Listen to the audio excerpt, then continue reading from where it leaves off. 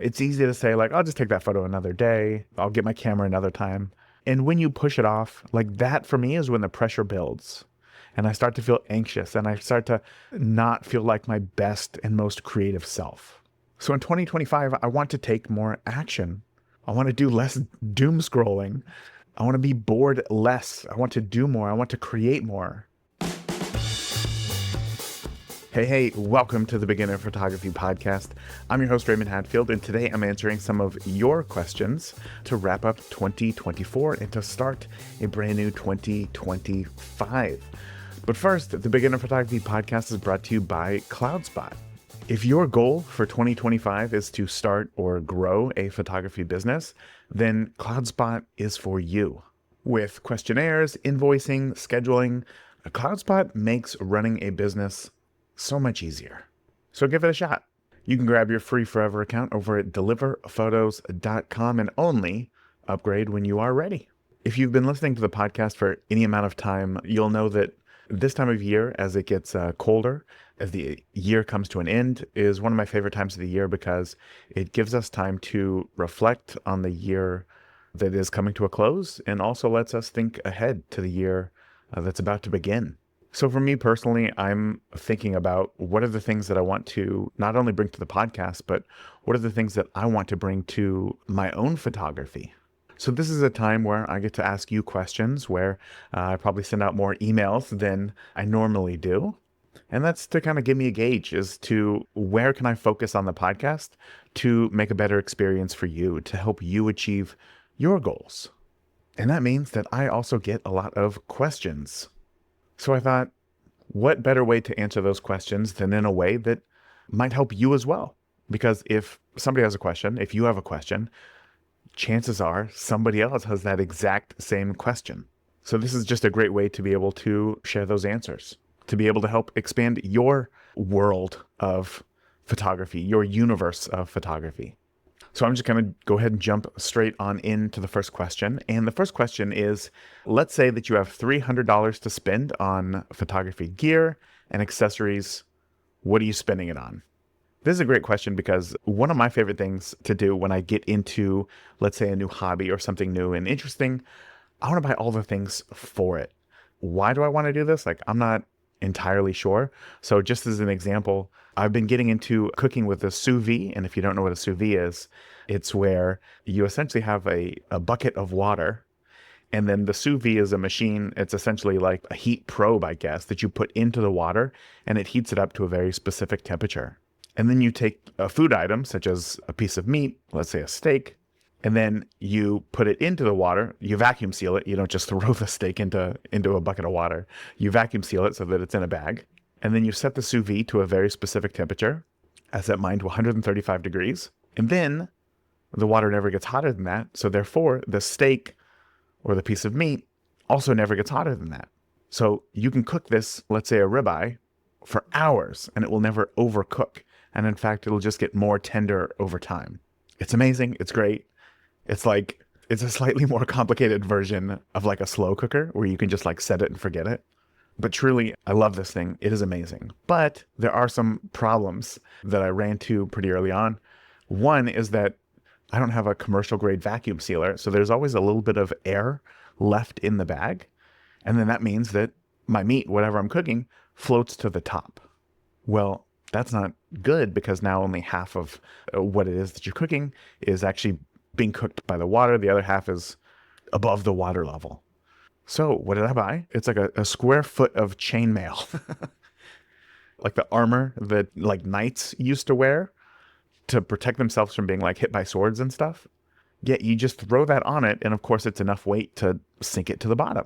Problem solved. That's an awesome accessory. Another problem that it has is because you have water at not a high temperature, but it's warmer than air temperature. You have a lot of evaporation loss.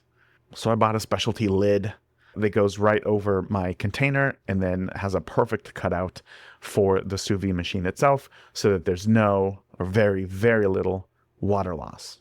Anyway, it's fun oftentimes when you buy accessories for something because it feels like you're more part of that thing. Let's get back to photography, right? So what gear and accessories would I buy if I had $300? So when it comes to buying accessories and gear, there is a ton of stuff that you could buy for $300 or less. And a lot of that stuff is junk. It's garbage. It's a waste. I don't know if you've ever been on Amazon and looked at a camera or eBay or something, and they sell a camera with a ton of accessories that is just like garbage, like these weird, all these different filters and really cheap, like tabletop tripods that you know are going to fall. It's instant garbage. I don't want to buy instant garbage. I want to spend my money on things that I know that I'm going to have for a while. And therefore, the things that I buy are things that are going to help make the process of photography easier or better or more enjoyable. So early on in my photography journey, I bought a lot of cheap batteries for my cameras for wedding days because I didn't want to run out of power. Well, for many of those first weddings that I shot, I would have so many problems with those batteries. You'd put one in and then you'd take like 4 or 5 photos and then the camera would essentially lock up and just say, turn off the camera and turn it back on again. Why it did this? Like some sort of voltage irregulation? Like, I'm not sure. But whenever I used my one Canon or Fuji battery, I never had that problem.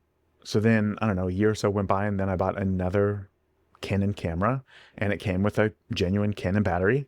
And now I'd have 2 batteries that I could use at a wedding that were genuine. And guess what? I never had any problems with those batteries. But whenever I use the aftermarket batteries, nothing but problems. So that is the last thing that you want on a wedding day. It's the last thing that you want when, you have a child in front of you that is smiling and having a good time. And it looks great. And you're taking all these photos and then the camera locks up and it keeps locking up. You don't want that. So for me, even though like it's not a fun or a sexy thing that's going to make my photos better, I will always, always, always buy genuine camera manufacturer batteries. So that'd be number 1. So I'd at least buy 1 more of those so that I know that I have 2. Because if you have 2 batteries, depending on how much you shoot, like if you shoot weddings, you're definitely going to need more than 2 batteries. If you shoot pretty much anything else, I think 2 batteries, we're at this point with technology that 2 batteries are going to get you through the day. That'll allow you to take, I don't know, almost 1,000 photos. That's a lot of photos. 9 times out of 10, I'm not taking more than 1,000 photos in a day. So having 2 genuine batteries is huge. The next thing I'd probably look into is something like a good camera bag. The camera bags that come with your camera, if you buy it from the store, are going to be the cheapest things that they can put into the box and just say that it comes with a camera bag. It's one less thing to buy. But I've found that like they just don't kind of work for what I want. And the great thing about photography is that there's so many different options for depending on whatever it is that you want to do. I literally have a suitcase that is made specifically for camera gear. I also have just a camera strap that sometimes when I take my camera somewhere, that's all that I bring with me, just the strap itself. So depending on what you're shooting, depending on what it is that you need to capture, where you're going, the length of time, you can find the right bag for you. I've had a lot of good luck with bags. Some of my favorite bags are ThinkTig bags, are Timba bags. They both make really, really high quality, fantastic camera bags. Again, you look at the price and you think, let's see, I normally spend about $50 on a backpack when I was in school. How much could a camera bag be? It's going to be smaller. Like, what? $200? Like, this doesn't make sense. But again, it's going to be designed. It's going to be made for exactly what it is that you want to do. I have a camera bag that I take out for just like day trips. It holds the camera with a lens on it, an extra lens, and then a spot for my memory cards and 1 battery. And that's all that I need it for. And then again, it goes up to a literal suitcase made specifically for camera gear. So the biggest thing that I would recommend to you is that I don't want to say don't buy it online, but it's so hard to judge size online, specifically or especially compared to your camera gear. So please try to go to a local camera store and then just look at the bags that they got. Locally, we have Robert's Camera in Indianapolis, and I've been in there a number of times to look at different bags, and it has definitely helped me make a decision. So I once was going to buy, I think it was an 8-liter bag, but then when I went to go look at it and bring my stuff and put it on in, I could tell I actually need a little bit more space than this, and I ended up buying, I think it was a 12 or a 16-liter bag, and that was the right fit. And then I used that bag for almost 10 years shooting weddings. So again, get your hands on a bag, because looking at it online is never going to be enough for you to make a decision. And then you're stuck in that decision fatigue, and it takes you weeks to pick out a camera bag, and then you get it and you're still not happy with it. So just go to the store, just look at it, do whatever you can to get your hands on it and figure it out for yourself. But a good camera bag is worth its weight in gold. The next thing I would buy is a new memory card and a dedicated memory card reader.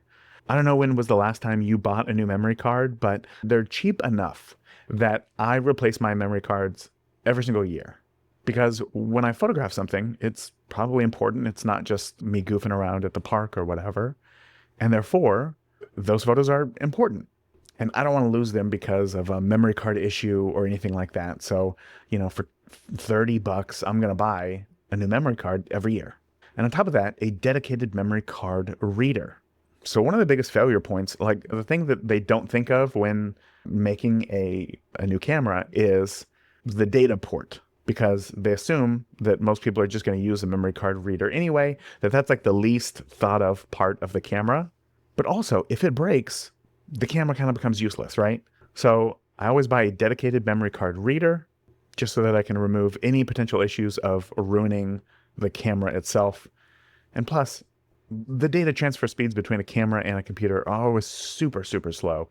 With a dedicated memory card reader, it's like 5-10 times faster. It's way faster. It's portable. It's great. So I buy those two things. Combined, that might be like $50 or $60. And then the last thing I would say that I would buy would be the Peak Design camera strap anchors. So while I love having a camera strap on my camera sometimes when I'm shooting, other times I don't. I just want to just have the camera in my hand. But taking off the camera strap can be a less than enjoyable experience. With the Peak Design anchors, those attach to the camera, and then from there, there's a little slot, a link, I guess, that connects to those anchors, that you then attach that to your camera strap. So the links are always attached to your camera strap, and then the anchors are always attached to your camera. So if you want to take off your camera strap, it's as simple as push and slide, and then it's off. If you want to put the strap onto your camera, it's connect the anchor and the link, pull it together, and now it's super secure. Sometimes I like to have a wrist strap. Sometimes I like to have a neck strap. Sometimes, again, I like to go without any strap. So having these Peak Design anchors is a huge, huge, huge help. And I think you can get a bunch of anchors. Oh, and then the other thing is that now, like for me, I put these Peak Design anchors on everything from my instant cameras to my Fuji cameras, even my light meter. And now it's like I have this modular system to where if I want to just have a wrist strap for my, say, instant camera if I'm going to go out shooting, or if I want the neck strap for my Fuji camera because I'll be shooting for a while, or again, I can put a wrist strap on my light meter just to take a quick light reading and then pull up the camera, and then I don't have to put anything away. Super helpful. You can get a bunch of them. You can get it on Amazon for like $30. So there you go. Those are the few accessories that I'd buy if I didn't have them already, and I had about $300 to spend on gear and accessories. So let's get on to question number 2. Question number 2 is, why are 99% of my pictures soft? Like, I'd like to have a better understanding of how to get sharp focus more often, especially with action shots. This is a great question, and trust me, you are not alone. In fact, I made an entire mini course on this whole problem right here called the Sharpshooter Academy. And if you want sharp photos, it comes down to a few factors. 1, the quality of your lens. Cheaper lenses are going to be made out of cheaper products. Cheaper lens elements are going to be, they're going to use plastic instead of glass. With plastic, there's not as much quality control, I guess. There's more of a potential for them to be a slightly out of whack. And therefore, they can cause some slight softness in all of your photos. The next thing is having missed focus. You could have a $5,000 lens, but if your lens did not focus on the right spot, it's going to be blurry. You're not going to be perfectly sharp. So that is why it is super, super, super important to learn the different autofocus systems of your camera. There are a few, most notably, there's going to be some sort of continuous autofocus. There's going to be some sort of like one-shot autofocus. And then depending on your camera, there's going to be different options. My son has a Nikon camera that has a setting for like birds, also has one for like specifically for sports, and then one for flowers as well. So again, all cameras are different, but you got to learn the different autofocus systems and what they're for your camera to really make sure that you're using it correctly for what it is that you are photographing. Another thing is that sometimes your image isn't blurry, but when we get it on the computer, we're just zooming in so far that we're trying to look at people's individual pores when they're a half a mile away when we're using a pretty wide lens. And that's just asking way too much out of a file. And therefore, it looks as if it's soft on our computer screen, but in reality, that's just an appropriate image. So that can be a problem. But the next thing, the last thing here, which I think could be probably one of the biggest issues that you may be facing, because you said, especially with action shots, is when you're getting the most blurry photos, is what's called motion blur. So motion blur happens when your shutter speed on your camera is too slow for the action that's happening. So the shutter speed is open to expose an image, or to expose the sensor, and then closes. So it's open and closed for a predetermined amount of time. You choose that amount of time. And if it's open for too long, or if it's too slow of a shutter speed, you're going to get motion blur. It's going to look like the thing in the frame that is moving is ghostly. So there's a few ways to fix that.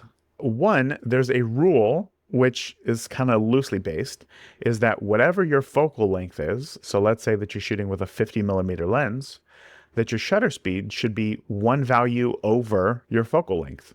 So your shutter speed should be at least 1/60th of a second, because that's the closest shutter speed after 50, so 50mm. That can be kind of confusing to think about if you're new to photography. That doesn't mean that all of your photos shot at 1/60th of a second will be sharp. It just means that you do not want to go lower than that. If you're shooting action shots, I don't know what kind of action you're photographing, whether it's your dog playing catch or if it's F1 race cars, because both of those are going to have a different minimum shutter speed to use to capture, to freeze the motion of the action. So I would say play around with that. But typically, if you're anything over 1/500th of a second, so 1/500th, 1/1000th, 1/2000th, 1/4000th, you're going to freeze whatever it is that you're shooting. Maybe not like a hummingbird at 1/500th of a second, but for the majority of action shots that people are shooting, a kid's soccer game, things like that, 1/500th of a second or faster, a larger number, is going to be able to freeze that action. So those are really the main things, right? Quality of lens. A glass lens will always be sharper than a plastic lens. Don't zoom in too far to the image when editing. Learn the autofocus system so that you know that you accurately focused on the correct part of the image, and have a fast enough shutter speed so that you don't have any motion blur. Those are really the main things to work on to ensure that to start getting sharper photos. So without seeing the photos, without knowing the camera, without seeing the settings that you're using for these images that you've deemed as too soft, that's going to be the broadest and most specific answer that I can give you. So hopefully that helps. Okay, question number 3, and it's actually a 2-part question. The first part is, what is the one piece of advice you would give to someone who wants to be a hobbyist photographer who still wants to get the most from their photos? I'm going to handle that part of the question first. What's the one piece of advice you'd give to somebody who wants to be a hobbyist photographer, so you're not going into business, who still wants to get the most out of their photos? Well, the first thing I would say is that just because you're a quote-unquote hobbyist photographer doesn't mean that, or let me flip that around. A professional photographer does not inherently get better photos because they're a professional. I see many hobbyist photographers taking better photos than professionals. So don't discount yourself at all for being just a hobbyist photographer, because you can still get incredible photos. But I would focus on 2 things.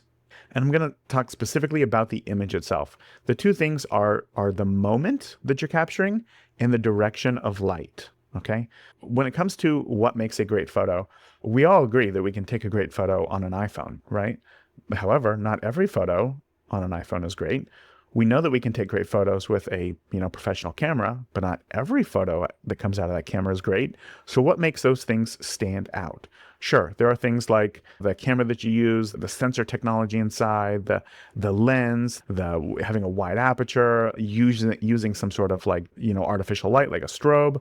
But if you don't have any of that, within a cell phone, then what makes a great photo that you can take with a cell phone? Like, let's remove all of the technology part of it and what makes a great photo. And for me, it is moment and direction of light.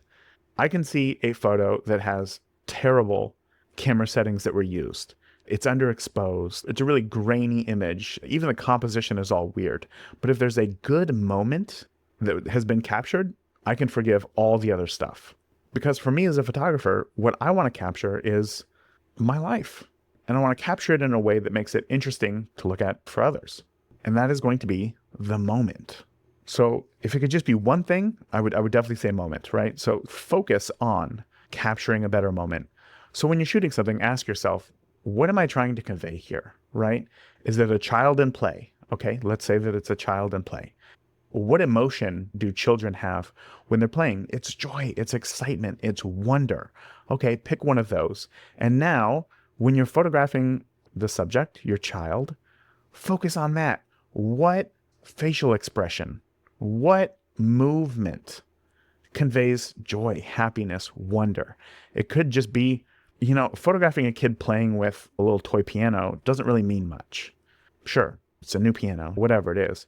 But when they figure out even something like just ABC or whatever, just that look on their face of like, oh, wait, I made that. I did that. That sounds cool. That realization is what I want to capture. That moment of, whoa, of wonder. Oh, that's cool. Or joy of like, wow, I made this song. That's what I want to capture. That is the moment to me. If you're photographing something more technical, that could be a little bit harder. If you're photographing nature, the moment is going to be things like the time of day for maybe the cloud cover or when animals might be out, something like that. But then that also brings me into the next part, which is the direction of light. Everybody says, pay attention to the light, pay attention to the light. But I think that's hard to understand in the beginning because it's like we as photographers, we see light everywhere. So of course I can see the light. But you got to pay attention to the direction of the light. That is going to make a huge difference in terms of how your subject is perceived. Why do people love to go out and shoot in golden hour? It is because the sun is low in the sky. It provides this nice, beautiful backlight. The world looks different. Even though the sun is exactly the same, the only thing that changed is the direction at which the light is hitting a subject. So if you want to do a little test, here's what I recommend. Take a subject, a friend, a spouse, a child, even if it's just a mannequin head that you get at a hobby store. Go out around golden hour, right? When the sun is low in the sky and we get that directional light, okay? And put the person about 15 feet away from you, 10, 15 feet, it doesn't really matter.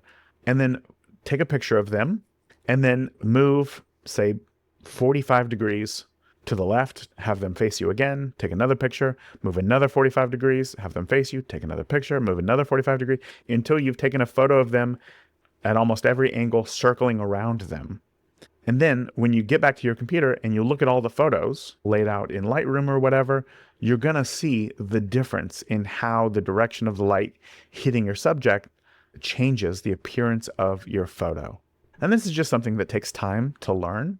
But that's going to be the easiest and the quickest way for you to realize the power that direction of light has. And if you can just harness that one thing along with moment, chef's kiss, your photos are going to take a huge leap forward, a way bigger leap forward than you would ever get by spending, $10,000 on the newest camera equipment. So now the bonus question to that is, or the second part of this question is, now what is more important, the end product or the process to get there?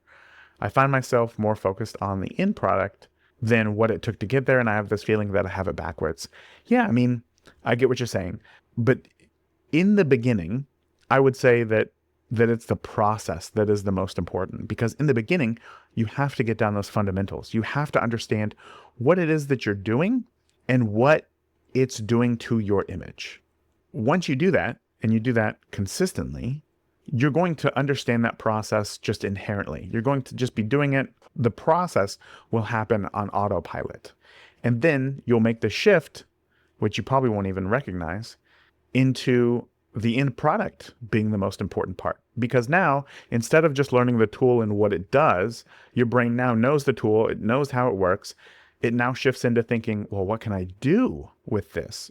So now instead of just thinking, I'm going to go out and try to just capture an image, you're now thinking, I know exactly the image that I want to capture. And then your brain works backwards to figure out how to capture that image. And since the process, you'll already have the foundation, the process down, you can now spend all of your mental energy thinking about the final product and the creativity that needs to go into it to achieve that. But again, that takes time.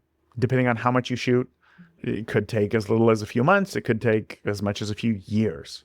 The best way to get better at the fundamentals, the best way to get better at the process is to keep shooting as much as possible, daily. And if you're looking for a way to shoot daily, to have a daily reminder that you need to shoot something, I would invite you to come join our daily photo challenge group on Facebook. We have a beginner photography podcast daily photo challenge group where every day our moderator Magda posts some sort of prompt, and then you can either go out and try to photograph just that prompt, or you can just shoot whatever you want and then just share that later. The prompt is just for help if you need some inspiration.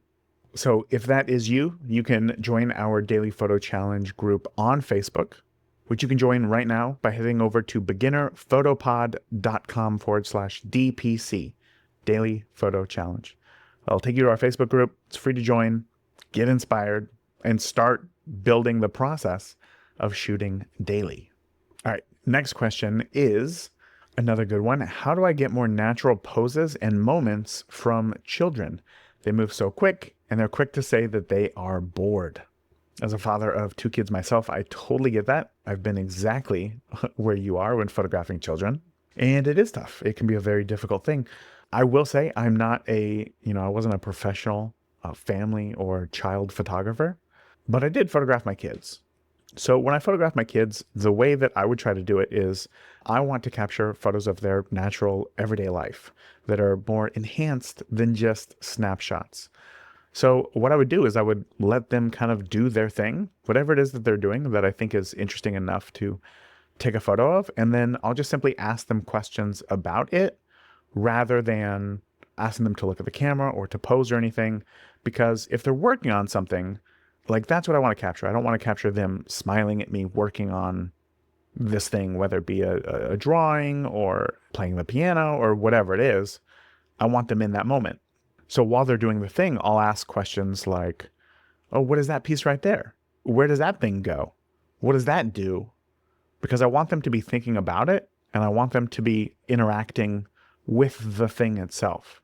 And that solves the being bored problem, right? If every time you pull out your camera is when they're in this flow state of being a child and creative and making something, and you interrupt it with your camera to take their photo that you want them to look at the camera for, it's not going to be an enjoyable experience for them.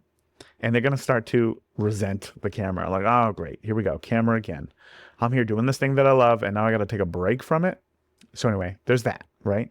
But when it comes to posing children and getting them to look at the camera, because there is definitely times for that, I will say that in my interview with Philip Bloom, which is episode 208, which was called Earn More in Less Time, Maximizing Mini Sessions, the idea is that in less than 30 minutes, Philip and his wife, Eileen Bloom, do an entire family mini session, and they get a ton of different variety from their photos.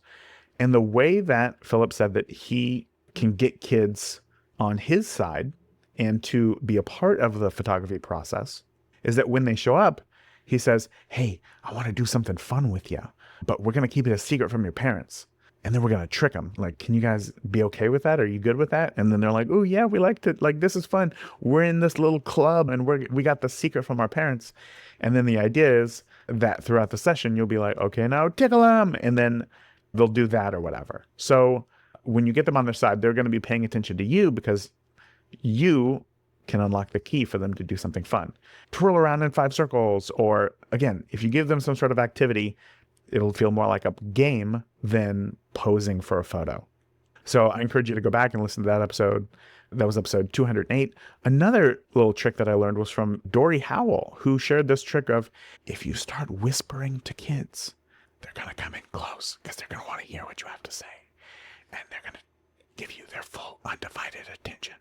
And then you can tell them whenever you want, you can have them looking right at the camera. Say, come here closer. What is that? What is that?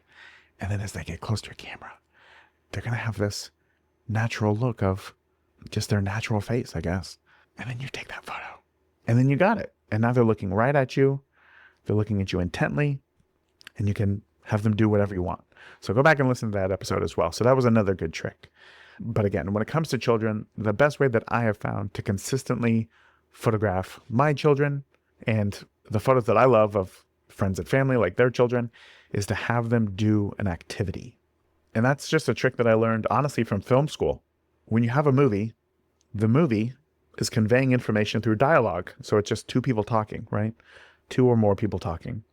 Well, how do you make that visually interesting? If you just have two people facing each other and talking, it's not that interesting.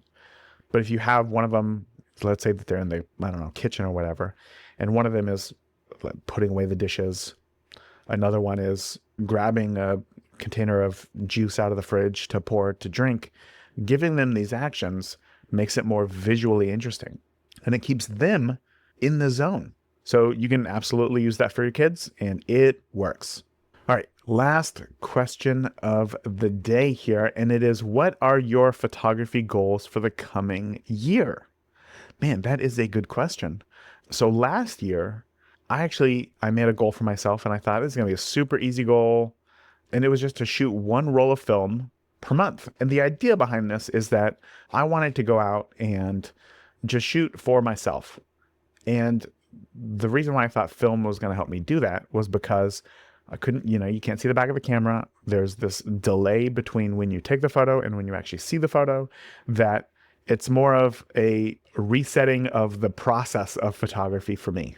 Whereas for so long, I shot weddings, and I knew that there was a date on my calendar where I was going to spend the full day just photographing, and I would get kind of relaxed on shooting the things that I wanted to shoot.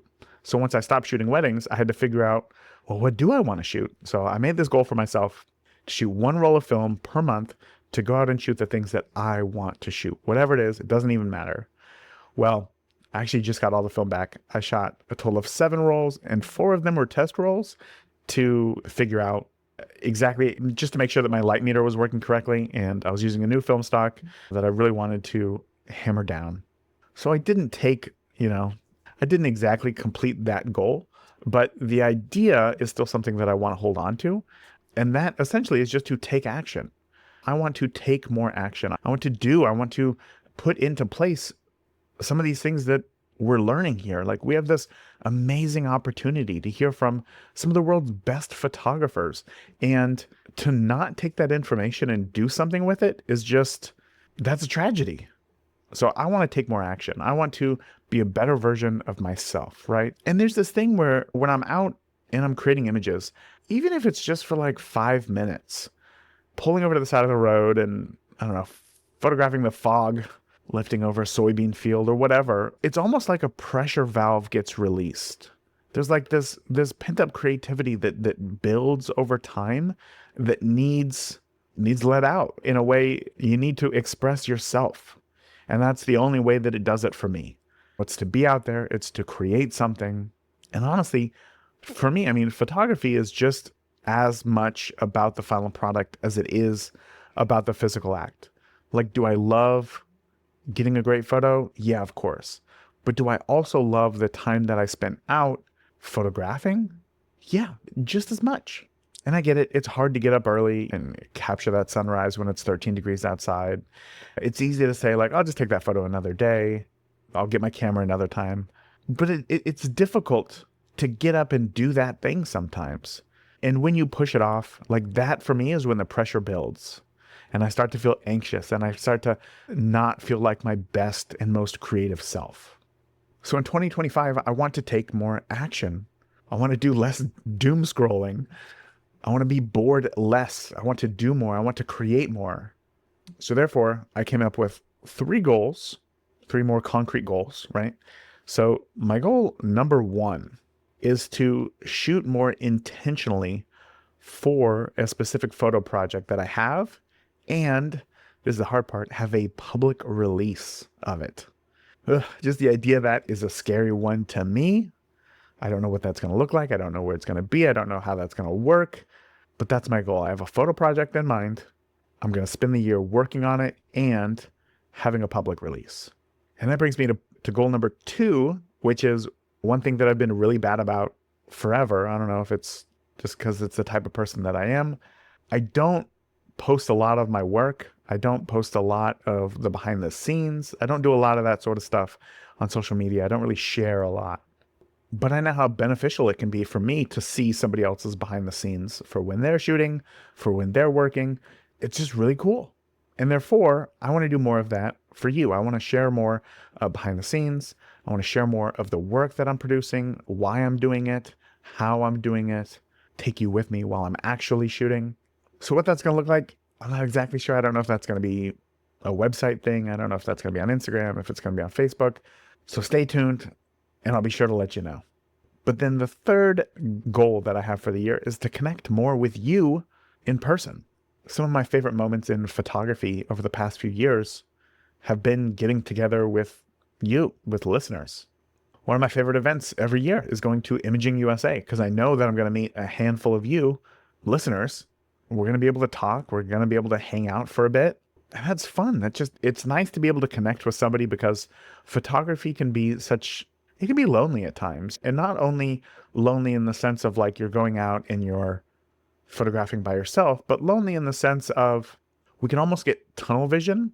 We can start to lose sight of how we see the world differently. And the way that we're going to stand out as a photographer is to be different than everybody else. But if all we see is our own images and we just photograph our own way and we don't see anything different, we're going to start to lose touch with what it is that makes our work unique. And that's the thing that we need to lean into. We need to be constantly reminded of how what it is that we're doing is unique. And that doesn't mean hang out with other people so that you get praise. It means just see what it is that they're doing and just recognize the differences. Some photographers love to walk around with all of the gear, all of their lenses. They have a grip on their camera, battery grip on the camera when they're only going to take like 40 photos that day. They just love to have all the stuff on them. And that gets them creatively in the zone, and that's fine. Other people, myself included, want to have nothing. A small camera, one lens, camera strap, that's it.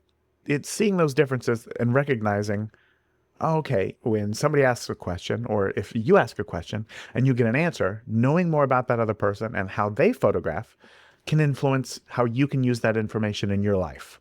And hanging out with people it's a fun time.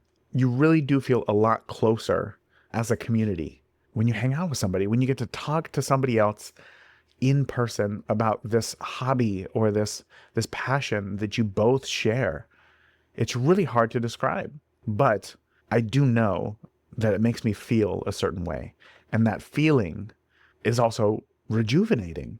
So not only do I feel better when I'm with other people and I get to talk about this passion of photography, but that feeling like lasts for weeks and months later as well. And it encourages me to go out and shoot. So therefore, I'm going to prioritize that because it is important to me and my creative journey. So those are my 3 goals. Shoot more intentionally for a photo project and have a public release. Post more of my work and the behind the scenes for you to see. And connect with more of you in person. I would love to know what your goals are for the coming year as well. Why don't you come in to the free and amazing and supportive Beginner Photography Podcast community? You'll join me and thousands of other listeners where you can share your goals, ask those questions, share your photos as well, get some feedback on your work. It's a great place to hang out. And I feel safe to say that it's the safest place on the internet for new photographers as well. So if you're interested, come join us. Just head over to beginnerphotopod.com/group and you can join today. Again, it's free, and I would love to hear what your goals are for the next year. And if you have any questions that I could answer for you on the show, I would love to do that as well. You can submit your questions. You can even submit a voicemail for the podcast over at beginnerphotopod.com/QA. That is it for today. Remember, until next time, the more that you shoot today and you get down that process, the better of a photographer you will be tomorrow. Talk soon. Thank you for tuning into this week's episode of the Beginner Photography Podcast. If you enjoyed today's episode, please share it with a friend. start a conversation, grow together. That is it for this week. Remember, the more that you shoot today, the better of a photographer you will be tomorrow. Talk soon. Thank you for listening to the Beginner Photography Podcast. Keep shooting, and we'll see you next week.